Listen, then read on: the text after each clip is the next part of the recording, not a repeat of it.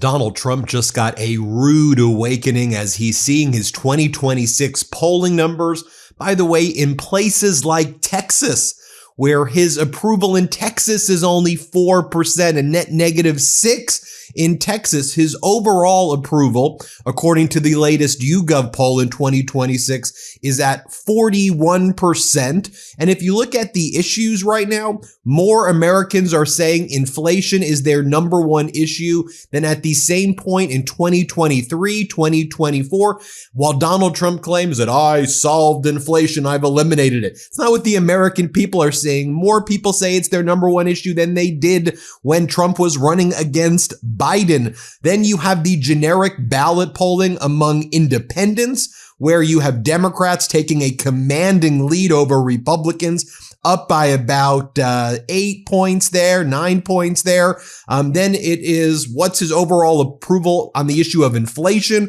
Only 32% in generic polling.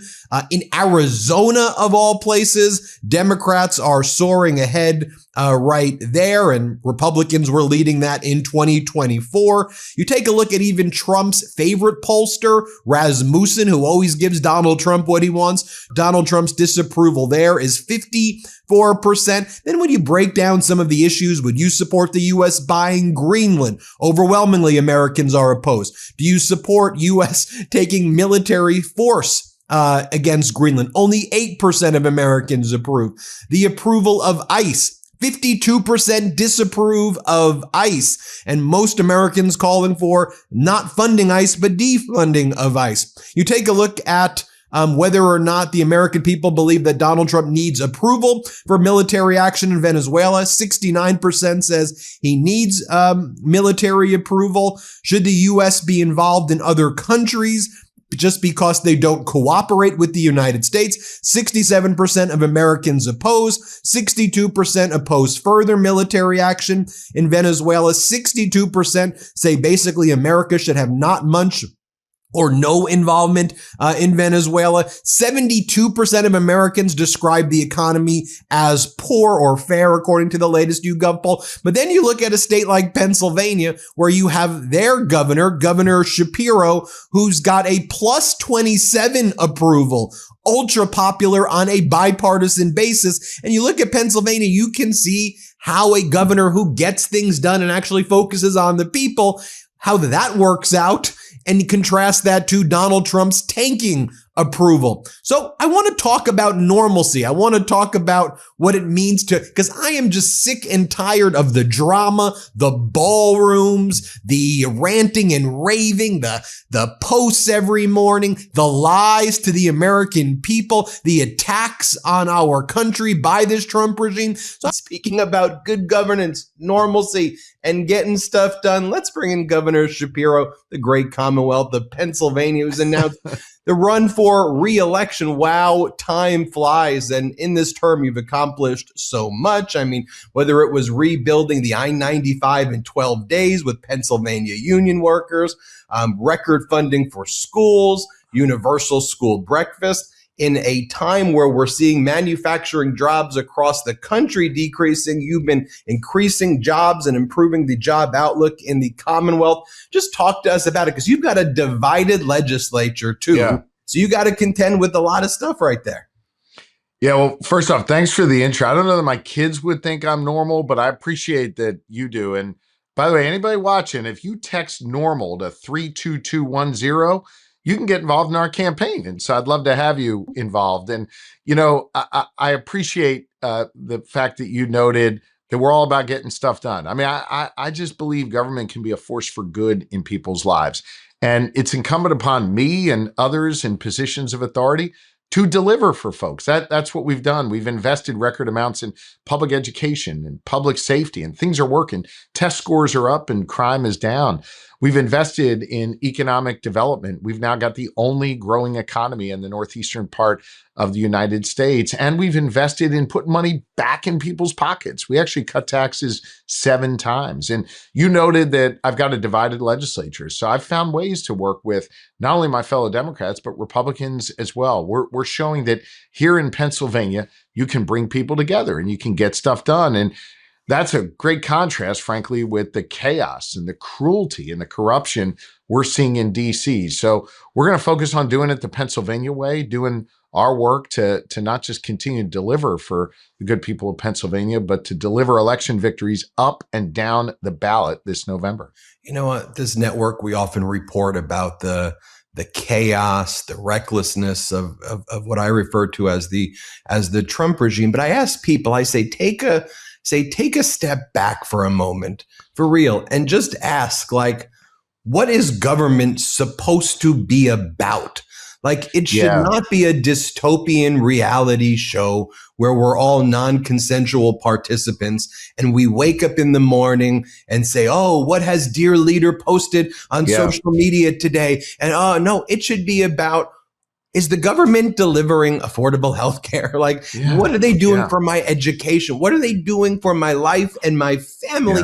And I think somewhere along the line, as we've had this reality TV craze going back, decades, we've lost sight of, like, and that's fused with politics. We've lost sight of government. Like, what is it supposed to be? Yeah, man, you are so right. And look, Pennsylvania is a huge state, the ultimate swing state, and a state that's got rural, urban, suburban communities, a state that looks really different depending upon where you are. And why do I say that to you? But I'm a guy who travels to all 67 counties. I'm all over this Commonwealth all the time. And if you actually stop and listen, I talked about this last night in my address announcing my reelection.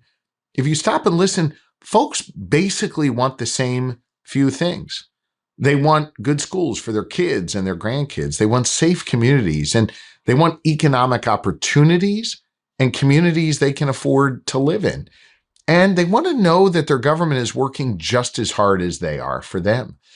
So this is not rocket science, man. This is the basic blocking and tackling of government. It is hard to do. It's hard to deliver those results. But if you really stop and listen, that's what people want from their government.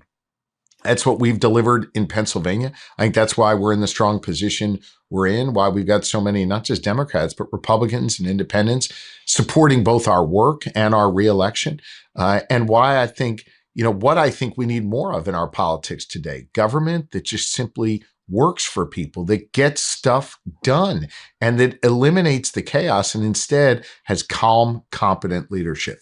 Right. I mean, just in contrast to yesterday, Vice President J.D. Vance, he goes and he does this press conference and he just starts yelling at the press for reporting on what happened in South Minneapolis with the murder of Renee Nicole Good.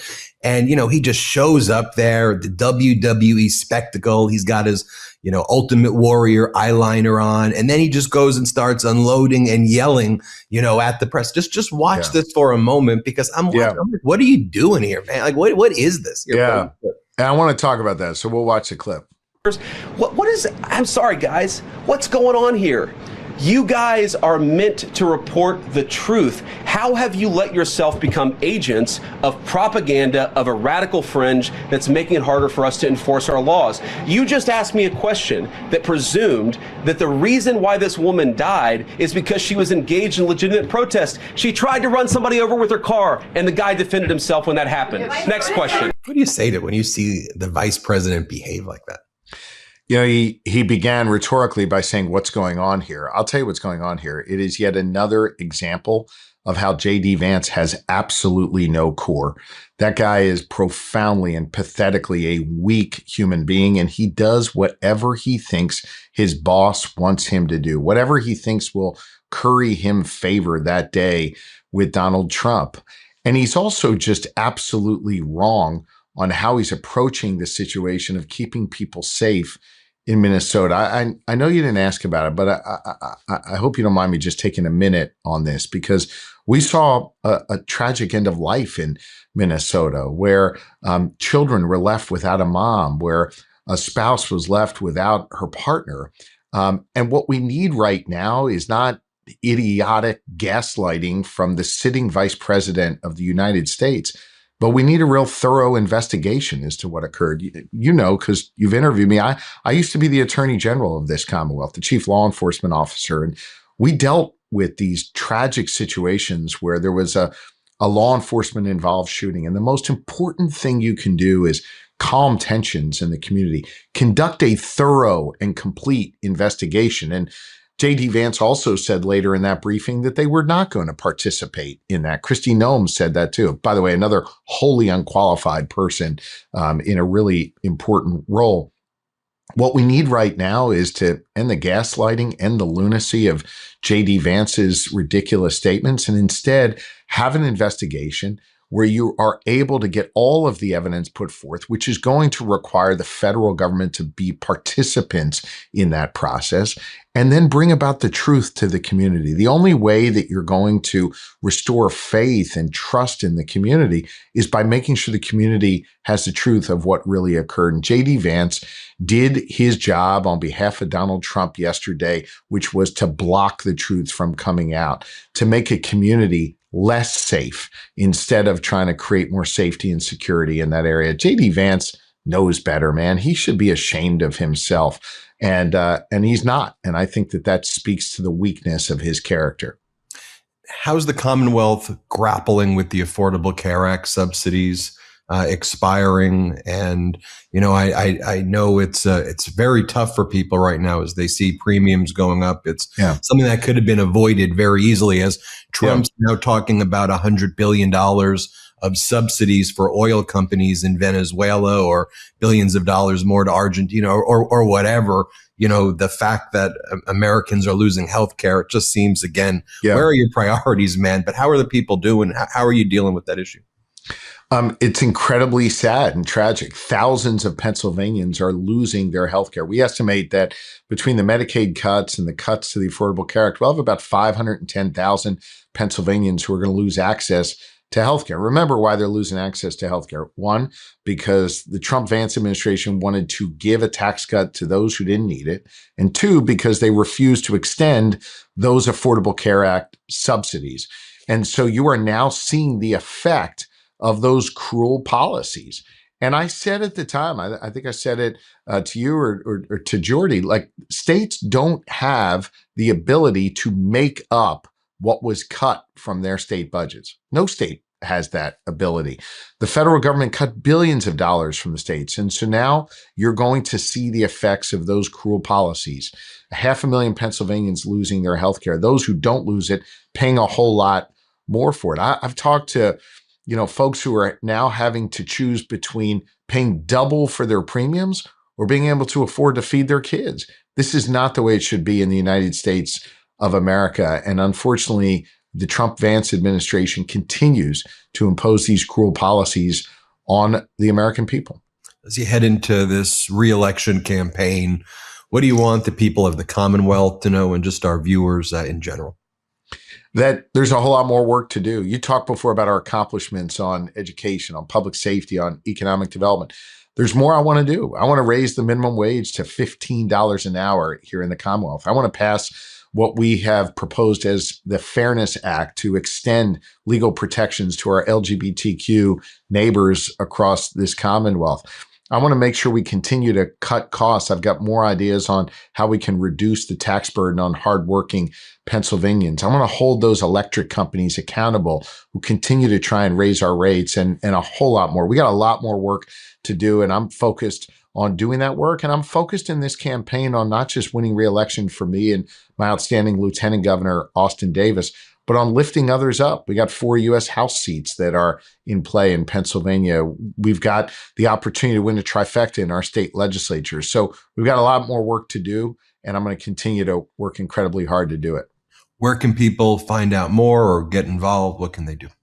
Head on over to joshshapiro.org or text normal to 32210, and we'll get you involved in the campaign. There you go. It's a good thing I'm a media guy and not a campaign. Normal, very normal. That's it. Baseline normal. Governor Shapiro, we appreciate you.